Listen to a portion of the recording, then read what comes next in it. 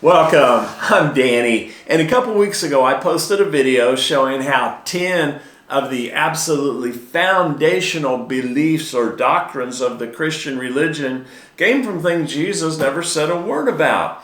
And this has led me to believe that Christ, or being a disciple of Christ, and Christianity, or being a Christian, are two entirely different things.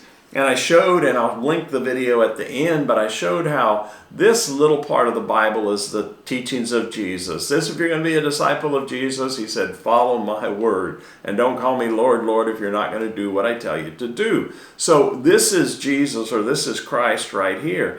But most of the doctrines of Christianity come from here and here, things written by largely Moses and Paul.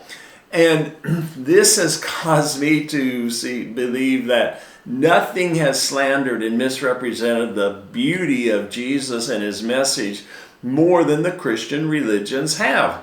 And I got a comment from a listener, Righteous Lot, who said every single word that Moses and Paul wrote are just as authoritative as the words that Jesus spoke. Well, thanks for the comment, Righteous Lot, and for most of my life I would have 100% agreed with you. I was taught growing up that the Bible was the inerrant Word of God. I was in ministry, and all of my friends, our mantra was, God said it, I believe it, that settles it. No discussion, end of discussion right there. But let me show you why I've come to believe what I am, and this is just looking at what Jesus said versus what Moses and Paul said. Okay, this is Moses. He wrote, anyone who injures their neighbor is to be injured in the same manner. Fracture for fracture, eye for eye, tooth for tooth. The one who has inflicted the injury must suffer the same injury. Show no pity, life for life, eye for eye, tooth for tooth, hand for hand, foot for foot. So what did Jesus teach? He said, you've heard that it was said by Moses, eye for eye and tooth for tooth. But I tell you, no, do not resist an evil person. If someone slaps you on your cheek, turn to them the other cheek also. If someone wants to sue you and take your shirt, well, give him your coat as well.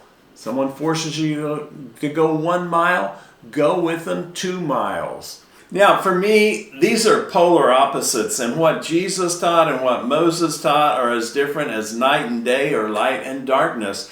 And the problem is we're still living by the Bronze Age consciousness of eye for eye, tooth for tooth, thinking that war is a way to end war and we can only drive out hate and darkness by using our hate and darkness, and that's gotten us to where we are now. Which do you think would be more about bringing the kingdom of heaven and manifesting it here on earth? And that's what Jesus came to tell us to do. And he gave us the blueprint, but we've sure blown it. How about this? Kidnapping and sex trafficking. And this is Moses. Why have you let the women live?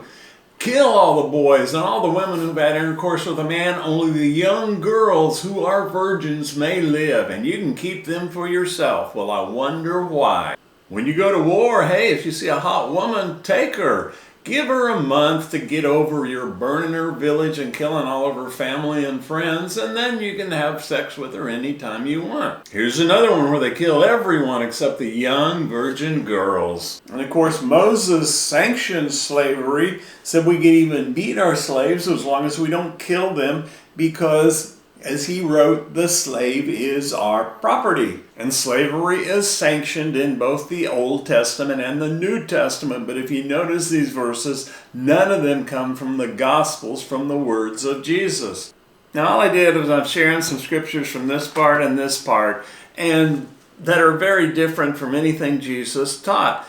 But in the 4th century, the late 4th century, the Bible was put together by men in pointy hats working in partnership with the Roman government, the empire. And Jesus then became kind of a centerfold of the Bible, and everything in here was like he approved it. And every word in here and here was equal authority to Jesus, to Christ. And I think that killed his message, because it reduced him to just, we're worthless pieces of crap. We were born that way, and he came to die a human sacrifice for us. And don't ask questions, just, So Anyway, for me today, yeah, once I believed that this was equal authority, the words of Moses and Paul to Jesus, but absolutely not today. I put Jesus as far higher authority than any other person in the Bible. And if there's things in the Bible that disagree with this little part right here, I'm going with Jesus. And that's just the way I am. If you don't agree, I totally honor your right to believe. But I'm just sharing my thoughts and my reasoning for it. So I'm always open to talk about this if we ever want to talk. So leave a message and let's start a dialogue, because the message of Jesus is more needed today than ever before. And it's definitely not the message that the church has given us.